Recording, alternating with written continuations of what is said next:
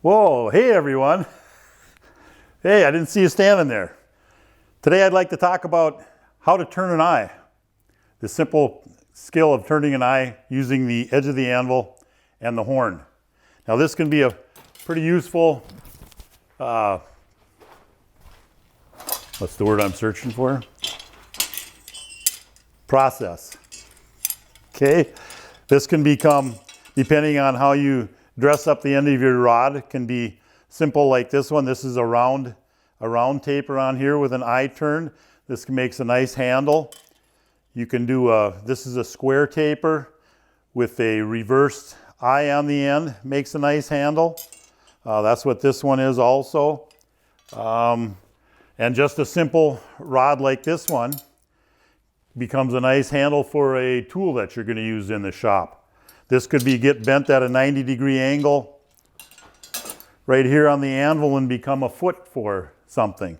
So it's a good process to learn using the edge of the anvil and the horn.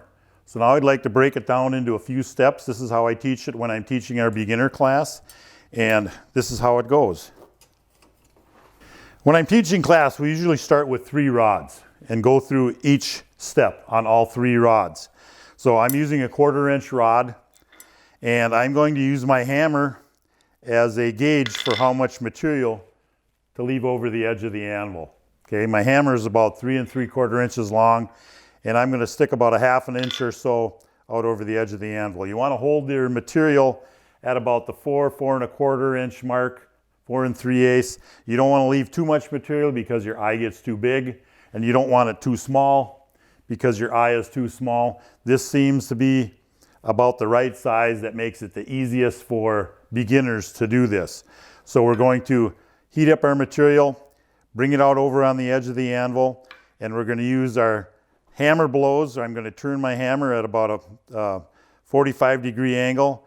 I'm not going to be hitting on the anvil. My hammer is going to miss the anvil, and I'm just going to pound this down and try to put a 90-degree bend here. So another thing you need to keep in mind, which is a good idea to do, is to get your iron when it's cold and get your length figured out. And now when you put your iron in the forge, you want to try to keep your heat pretty close to where your bend is. You don't want to have a really long heat. You don't want to have a lot of heat back in here because it'll have a tendency to bend and you'll just have to straighten it, and that makes more work for yourself. So we want to use some heat management and try to keep our heat right where the bend is going. So I got my iron hot. I'm going to use my hammer to measure the length, and now I'm just going to use a couple of blows like that. You don't want to be pounding this way because now you'd be forging on here, so I'm just trying to bend it. We have to think in terms of bending. So this is as far as we'd go with the first operation. Now if you're going to be doing 3 rods, you do all 3 rods just like this. That's where you'd stop. Okay, now this is where we ended, right here. So you're going to take another heat. We're going to turn our material over 180 degrees, and we're coming over to the tip of the horn so that this part is fairly parallel with the ground. I just want a little bit sticking over the edge, and we're going to use our hammer blows. We don't want to be hammering on top, but we have to think again. We have to think in terms of bending. So I'm going to be hammering like this, and with each hammer blow, I'm going to be feeding material in. You want to try to get enough bend in the end here. It's better to get too much bend here than not enough, and you want to try to get some bend right in here. And that's where we'll stop that operation. Don't go any farther than that. Okay, so this is where you finished. Now we're going to turn it 180 degrees, get up here on the tip of the horn, and with each blow, I'm feeding that material in, and I'm going to stop right there. Now this is where you should stop with all 3 of your rods. If you're doing 3 of them, how many ever you're going to do, this is where you'd stop. So they all should look something like this. Okay, so now we're going to start turning the eye on the horn. Okay, but there's a few things you need to figure out first and need to understand. We're trying to close this eye up. So with that in mind, you have to always think that you're working towards this open end of your eye, okay? So now you can see that this is the open side of the hook, and this is the closed side, okay? So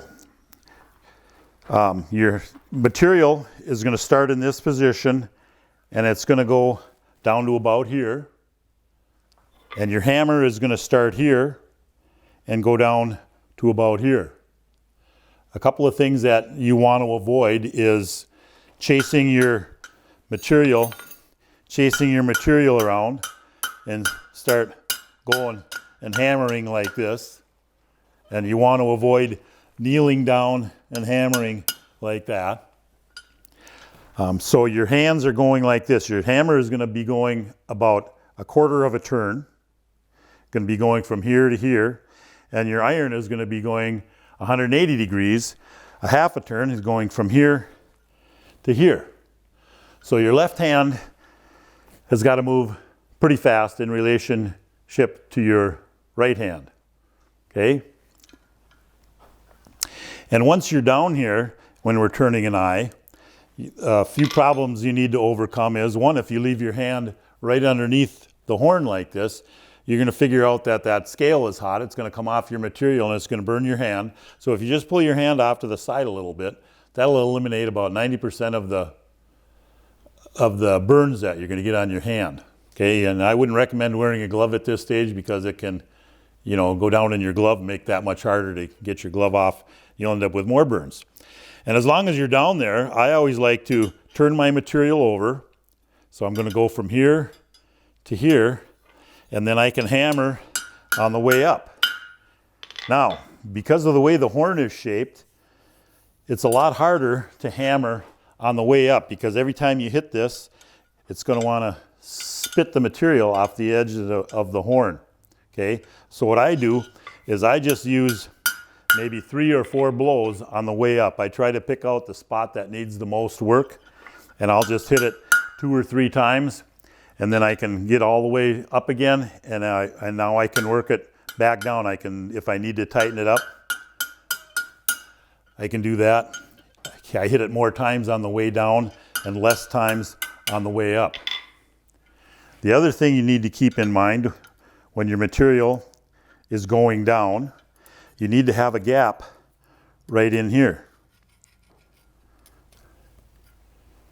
Because if you hold it tight on the horn, you're going to have a hard time bending it. Okay? And by the same token, when you turn your material over, you need to lift up so that you have a gap up here as you're coming up. And that can be hard to do, again, because of the way your horn is shaped, so that's why I use less hammer blows on the way up. Okay, so that's going to look like this. Okay, so here's where we finished. So now I'm just going to keep hammering down until you can see how fast my hand is going, and I'm going to turn my material over, and now I'm going to lift up. I got fewer hammer blows on the way up. I need to tighten it up a little bit more. So I'm just going to keep going around. Okay, now you can see that my eye isn't perfectly centered. I've got more material on this side. And when you're looking to see if your eye is straight, don't look at it this way. Look at it this way, because now I can look down the whole rod and see that I've got more material on this side. So to fix that, I'll just come over here on the horn because my open side of my hook is facing down, and I can take the edge of my hammer face and put it right where that bend is supposed to be and just give it a few taps. Now, if you manage to go too far, let's just go too far on this one. If you go too far that way, this method won't work because our open side is facing up, and if I hit here, it's going to open up our eye. So what I need to do is go over here on the edge of the anvil and just hit this up here and give it a few taps, and I can get my eye centered.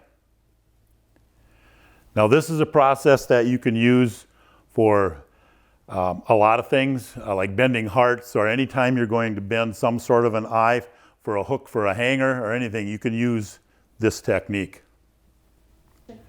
Well, thanks for watching. This is just one of the foundational techniques that I teach when I'm teaching a beginner class.